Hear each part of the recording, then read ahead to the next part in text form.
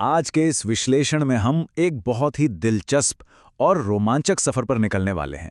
ये सफर शुरू होता है प्राचीन काल की गहरी आध्यात्मिक जड़ों से और हमें ले जाता है आज के हमारे बेहद मजबूत और आधुनिक भारतीय संविधान तक। सच कहूं तो ये कोई साधारण इतिहास नहीं है। ये एक ऐसी कहानी है जो हमें दिखाती है कि कैसे हमारे नियम, हमारा समाज और हमारी पूरी शासन व्यवस्था समय के साथ साथ विकसित हुई है। अब हमारे सामने जो सबसे बड़ा सवाल खड़ा होता है ना, वो ये है कि हजारों साल के इतिहास और संस्कृति वाली इतनी विशाल सभ्यता पर आखिर राज कैसे किया जाता है। मतलब इतनी विविधताओं को एक साथ कैसे पिरोया जाता है। ये सिर्फ अलग अलग युगों की कहानी नहीं है, बल्कि ये बहुत बड़ी ऐतिहासिक पहेली है जिसके टुकड़ों को जोड़कर ही हम समझ सकते हैं कि हमारा आज का समाज आखिर बना कैसे। तो चलिए आज के सफर को हम 4 मुख्य हिस्सों में बांटते हैं। पहला, प्राचीन वैदिक युग। दूसरा, महाकाव्य और शास्त्रीय ग्रंथ। तीसरा, इंडो इस्लामिक वास्तुकला। और चौथा, हमारा आधुनिक भारतीय संविधान। शुरुआत करते हैं हमारे पहले भाग से, प्राचीन वैदिक युग, जहां से हमारे दर्शन और भूगोल की नींव पड़ी।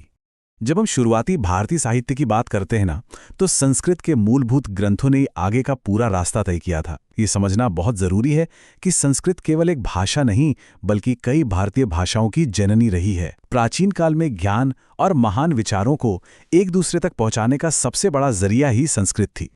और यहीं से वेदों की शुरुआत होती है, जो भारत का सबसे पुराना ज्ञात साहित्य है। वेद का अगर शाब्दिक अर्थ देखें तो इसका मतलब ही है ज्ञान। हिंदू संस्कृति में इन्हें शाश्वत माना गया है, लेकिन कमाल की बात पता है क्या है? सदियों तक इन्हें कहीं लिखा ही नहीं गया था। जी हां, इस इतने विशाल ज्ञान को बिना किसी गलती के केवल बोलकर और याद करके एक पीढ़ी से दूसरी पीढ़ी तक पहुंचाया गया। सच में ये इंसान के दिमाग की एक अविश्वसनीय उपलब्धि है। अब इस ज्ञान को मुख्य रूप से 4 वेदों में बांटा गया है। ऋग्वेद सबसे पुराना है, जिसमें 1028 सूक्त हैं। यजुर्वेद का ताल्लुक मुख्य रूप से अनुष्ठानों और मंत्रों से है। सामवेद में धुनें और मंत्र हैं, और ये भारतीय संगीत के विकास का सबसे पहला प्रमाण है। वहीं अथर्ववेद की बात करें तो ये धार्मिक विचारों के साथ साथ परिवार और समाज की रोजमर्रा की जिंदगी के बारे में बताता है। वेदों के बाद ज्ञान ने एक बहुत ही गहरी दार्शनिक दिशा ली। इसे हम उपनिषदों में देख सकते हैं। उपनिषद शब्द का मतलब बड़ा ही खूबसूरत है। उप यानी समीप या पास, और निषद यानी बैठना। मतलब छात्र जीवन के सबसे बड़े रहस्य जानने के लिए ऋषियों के पास बैठते थे। इन ग्रंथों में ब्रह्मांड कैसे बना, जीवन क्या है, मृत्यु क्या है, इन सब गूढ़ रहस्यों पर गहरी चर्चा की गई है। अब जो बात मुझे सबसे ज्यादा हैरान करती है वो ये है कि ऋग्वेद केवल फिलॉसफी तक सीमित नहीं था। ये प्राचीन भारतवर्ष का एक बहुत ही सटीक भौगोलिक नक्शा भी था। वे लोग अपनी नदियों और पहाड़ों को बहुत अच्छी तरह जानते थे। जिसे वे सिंधु कहते थे, वो आज की इंडस नदी है। कुभा आज का काबुल है। परुष्णी आज की रावी नदी है। और मुजवंत उत्तर में स्थित हमारे हिमालय के विशाल पहाड़ों को दर्शाता है। इसी दौर के इतिहास की एक बहुत ही अहम घटना है 10 राजाओं का युद्ध या दाशराग्य युद्ध। ये भयंकर युद्ध परुष्णी यानी आज की रावी नदी के तट पर लड़ा गया था, जिसमें भरत वंश के राजा सुदास की जीत हुई थी। खैर, ये कोई आम कहानी नहीं है। ये हमें साफ तौर पर दिखाता है कि कैसे इन शुरुआती क्षेत्रीय लड़ाइयों ने प्राचीन काल में राज्यों और गणराज्यों की सीमाओं को आकार देना शुरू कर दिया था। आगे बढ़ते हैं हमारे दूसरे भाग पर, महाकाव्य और शास्त्रीय ग्रंथ, जिन्होंने हमें नैतिक ढांचे और शुरुआती कानून दिए। रामायण और महाभारत, हम सब ने इनके बारे में सुना है। इन महान महाकाव्यों ने समाज को सिर्फ अमूर्त दर्शन में उलझाए नहीं रखा, बल्कि उसे व्यवहारिक जीवन और रोजमर्रा की नैतिकता की ओर मोड़ा। ये केवल पौराणिक कथाएं नहीं हैं, ये एक आदर्श समाज के सबसे बड़े उदाहरण हैं। इन्होंने समाज के लिए ऐसे नियम बनाए जो आज भी उतने ही प्रासंगिक हैं। और गीता जैसा ग्रंथ तो आज भी दिव्य ज्ञान का सार माना जाता है। इसी दौर में बौद्ध ज्ञान को सिखाने के तरीके भी बड़े कमाल के थे। एक तरफ त्रिपिटक था, जिसमें कड़े नियमों और दैनिक जीवन के सख्त अनुशासन की बात की गई थी, और दूसरी तरफ बहुत ही रोचक जातक कथाएं थीं। ये बुद्ध के पिछले जन्मों की मनोरंजक कहानियों के जरिए नैतिकता सिखाती थी। मतलब प्राचीन काल में लोगों को सही रास्ता दिखाने के लिए कितने अलग अलग और प्रभावी तरीकों का इस्तेमाल किया जा रहा था। फिर समय आता है 500 से 200 ईसा पूर्व के बीच का, जब धर्मसूत्र रचे गए। वास्तव में ये कानून की पहली किताबें थी। यहीं से औपचारिक शासन की एक तरह से शुरुआत होती है। इनमें राजाओं, अधिकारियों और समाज के अलग-अलग वर्गों के क्या-क्या कर्तव्य होंगे, ये स्पष्ट रूप से लिखा गया था। शासन और कानून का जो मॉडर्न रूप आज हम देखते हैं ना, उसके शुरुआती बीज इन्हीं धर्मसूत्रों में बोए गए थे। चलिए अब आते हैं हमारे तीसरे भाग पर, इंडो इस्लामिक वास्तुकला, जो संस्कृतियों के एक बेहद खूबसूरत मिश्रण को दर्शाती है। जैसे ही हम मध्यकालीन युग में प्रवेश करते हैं, वास्तुकला और इमारतें बनाने की बिल्कुल नई तकनीकें सामने आने लगती हैं।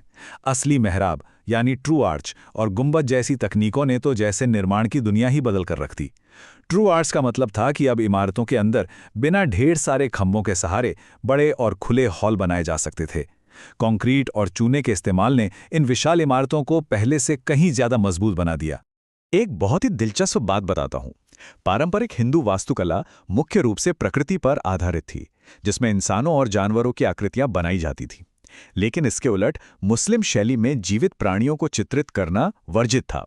इसलिए उन्होंने सजावट के लिए ज्यामितीय पैटर्न, अरेबिस्क यानी गुंथे हुए पौधों के जटिल डिजाइन और कैलीग्राफी का भरपूर उपयोग किया, और बाद में ये दोनों शैलियां मिलकर एक अनोखी इंडो इस्लामिक वास्तुकला बन गईं। साम्राज्यों ने अपनी ताकत दिखाने में कोई कसर नहीं छोड़ी। इन शानदार इमारतों को बनाने में क्वार्ट्जाइट, बलुआ पत्थर और संगमरमर जैसी खास चीजों का इस्तेमाल हुआ।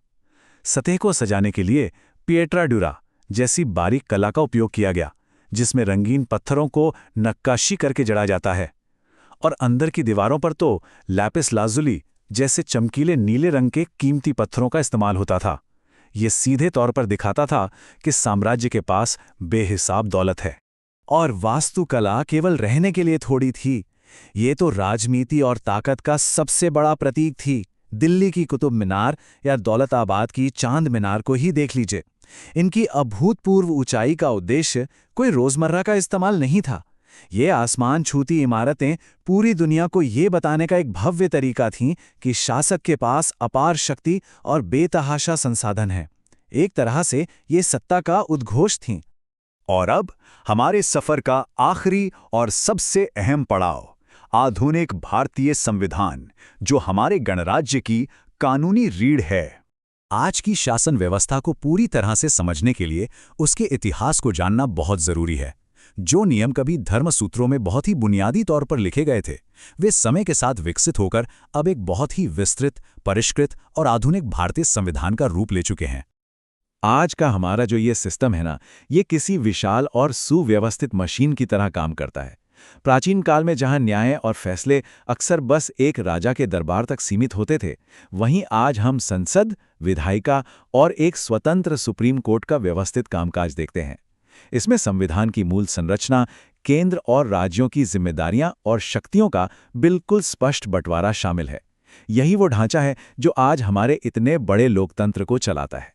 तो अगर हम एक पल के लिए रुककर इस पूरी यात्रा को देखें तो ये एक निरंतर बहने वाली धारा की तरह लगती है। प्राचीन काल में वैदिक भूगोल और नदियों के किनारे बसे राज्यों से लेकर महाकाव्यों के जीवन मूल्यों तक, मध्यकालीन युग की विशाल इमारतों से लेकर आज के हमारे आधुनिक संघीय ढांचे तक, ये सब हमारी सभ्यता के निर्माण और प्रशासन के विकास की एक ही अटूट और अद्भुत कहानी है।